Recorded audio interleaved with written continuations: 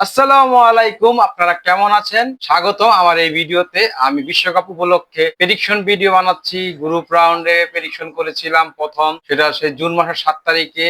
সেই প্রেডিকশনের অনুযায়ী আমরা একটা প্রেডিকশন ছিল, সেই প্রেডিকশন লাইন আপ অনুযায়ী সেমিফাইনাল লাইন আপ পুরোপুরি মিলে যায়। ফ্রান্স ভার্সেস স্পেন এবং ইংল্যান্ড ভার্সেস আর্জেন্টিনা, এবং সেমিফাইনালের প্রেডিকশনটাও মিলে ফাইনালও লাইন আপ ঠিক হয়ে যায়। সেখান থেকে ফ্রান্সের সাথে স্পেন জয়লাভ করে এবং ইংল্যান্ডের সাথে আর্জেন্টিনা জয়লাভ করে ফাইনালের লাইন আপ এবং থার্ড প্লেসের লাইন আপ ঠিক হয়ে যায়। তাছাড়া আমি রাউন্ড অফ 32 এর প্রেডিকশন করেছিলাম, রাউন্ড অফ 16 এর প্রেডিকশন করেছিলাম, কোয়ার্টার ফাইনাল এবং সেমিফাইনালের প্রেডিকশন করেছি। তো সেমিফাইনালের প্রেডিকশন 100% কারেক্ট হয়েছে, কোয়ার্টার ফাইনালের প্রেডিকশন 75% কারেক্ট হয়েছে, রাউন্ড অফ 60 50% কারেক্ট হয়েছে, রাউন্ড অফ 32 80% কারেক্ট হয়েছে এবং গ্রুপ পর্বের ম্যাচগুলোতে 56% কারেক্ট হয়েছে। তো মোটামুটি অনেকগুলো ম্যাচই কারেক্ট হয়েছে, যা প্রেডিকশন করেছি প্রায় ওইটাই হয়েছে। এবং সবচেয়ে আনন্দের বিষয় আমার কাছে এটা যে আমি সেমিফাইনালের যে লাইন আপ দিয়েছিলাম এবং ফাইনালের যে লাইন আপ দিয়েছিলাম সেটা অ্যাকুরেট হয়েছে, এবং ফাইনালের যে প্রেডিকশন করে রেখেছিলাম সেই প্রেডিকশনটা ছিল হচ্ছে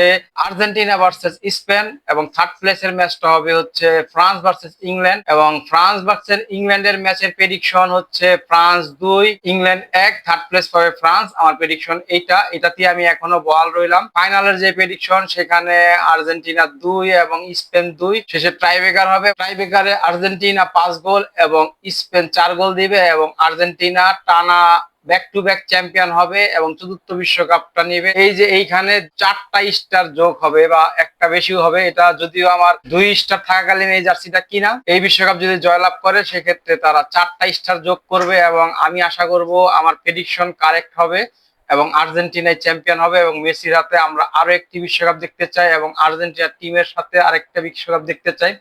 যদিও আর্জেন্টিনা গতকাল সেমিফাইনালে 55 মিনিটে প্রথম গোল খায় ইংল্যান্ডের সাথে, 85 মিনিটে গিয়ে তারা প্রথম সমতায় ফিরে এবং 92 মিনিটে তারা জয় সুযোগ গোল করে ম্যাচটি জয়লাভ করে ফাইনালে উত্তীর্ণ হয়। আর স্পেন তারা প্রথম সেমিফাইনালে ফ্রান্সের সাথে খেলে এবং প্রথমে তারা প্লান্টি পায় এবং প্লান্টি থেকে গোল করে, এবং দ্বিতীয়ার্ধের শুরুতে এসে তারা আরো একটি গোল করে 2-0 লিড নেয়। সেই লিডটা আর ব্যাক করার সুযোগ পায়নি ফ্রান্স, একদম বোতলবন্দি ছিল ফুল ফ্রান্স টিম। এমবাপ্পে, ডেম্বেলে, আরো যারা যারা গোল করতেন, ওলিসে বা প্লে মেকার যারা ছিলেন সবাই একদম নিস্তেজ নিষ্প্রভ ছিল, যার কারণে স্পেন 2-0 ব্যবধানে ফাইনালে উঠে যায়। ফ্রান্স পরাজিত হয়, গত 18 চ্যাম্পিয়ন 22 রানার্স আপ, এবার তারা ফাইনাল উঠতে ব্যর্থ। পক্ষান্তরে আর্জেন্টিনা ইংল্যান্ডের সাথে ম্যাচ হওয়ার আগে অনেকেই বলেছিল যে আর্জেন্টিনা ছোট টিমের সাথে খেলেছে, ইংল্যান্ড অনেক স্পিডি টিম, তারা আর্জেন্টিনাকে দাঁড়াতেই দিবে না, আর্জেন্টিনা তাদের স্পিডের সাথে পারবে না। তো আমরা গতকালকে খেলায় দেখলাম প্রথম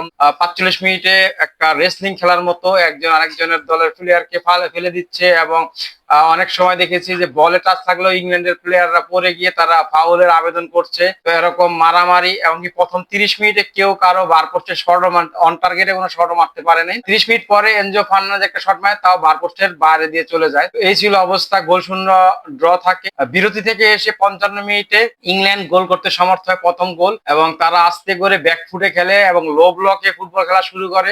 সেই সুযোগটা আর্জেন্টিনা নেয় এবং 75 মিনিট থেকে লাস্ট পর্যন্ত আর্জেন্টিনা যেই পরিমাণ অ্যাটাক করেছে সেই অ্যাটাক আসলে ঠেকানোর মতো সামর্থ্য ইংল্যান্ডের ছিল না, যার কারণে আর্জেন্টিনা কিন্তু 2-1 30 মিনিট বা 75 মিনিটের পর থেকে খেলা শেষ পর্যন্ত, মানে 100 মিনিট পর্যন্ত খেলার ভিতরে মাত্র 12% বল পজিশন ছিল ইংল্যান্ডের এবং 88% বল পজিশন রেখেছে আর্জেন্টিনা, এবং একের পর এক আক্রমণ, মাঝখান দিয়ে আক্রমণ, ক্রস আক্রমণ, লেফট উইং রাইট উইং সব দিক দিয়ে আক্রমণ, এবং মেসির 2টা এসিস্ট ছিল। সেই এসিস্ট ইংল্যান্ড এবং আর্জেন্টিনার মধ্যে যে দ্বৈরথ, ফকল্যান্ড আইল্যান্ড নিয়ে যে যুদ্ধ বা তাদের মধ্যে যে একটা মতের বিরোধ, সেই বিরোধটাও কিন্তু ম্যাচ শেষে শো করলো আর্জেন্টিনার দর্শকরা এবং আর্জেন্টিনার প্লেয়াররা। ম্যারাডোনার পর মেসিও আর্জেন্টিনাকে নকআউট স্টেজে সেমিফাইনালে হারিয়ে পরের রাউন্ড ফাইনালে উঠলো এবং ইংল্যান্ডকে এবারের মতো ফাইনাল খেলতে ব্যর্থ প্রমাণিত করেই শক্তিশালী দল হিসাবেই তারা ফাইনালে উঠলো এবং স্পেনের সাথে তারা হাড্ডাহাড্ডি লড়াই করবে। তো আমার প্রেডিকশন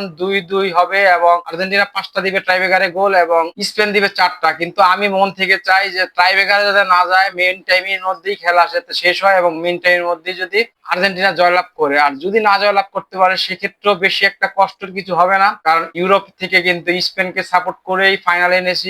আমার প্রেডিকশনটা দেখলেই বুঝবেন আমি স্পেন এবং আর্জেন্টিনা কি ফাইনালে উঠেছি এবং সেমিফাইনালে যারা ছিল তাদেরকেই আমি আমার প্রেডিকশন দিয়ে উঠিয়ে এনেছি এবং সেটাই ফলস্বরূপ পেয়েছে, সেটা একটা আমার জন্য খুব গর্বের বিষয়। এবং গত 2022 সালেও যে প্রেডিকশন করেছিলাম সেখানেও ফ্রান্স ভার্সেস আর্জেন্টিনার ফাইনাল রেখেছিলাম এবং সেটাতেও কিন্তু আর্জেন্টিনা জিতবে বলেছিলাম এবং জিতেছিল। যদি এবারও প্রেডিকশন যদি হয়ে যায় তাহলে কিন্তু আমারও পরপর 2 বিশ্বকাপে ফাইনাল প্রেডিকশন বা চ্যাম্পিয়ন প্রেডিকশনটা কারেক্ট হবে। দেখা যাক কি হয়। 19 তারিখ দিবাগত রাত, 20 তারিখ বাংলাদেশ সময় রাত 1টা বাজে খেলা হবে। রবিবার দিন গিয়ে সোমবার যে রাত শুরু হয় 1টা বাজে, সেই 1টা বাজে খেলা হবে ফাইনাল ম্যাচ।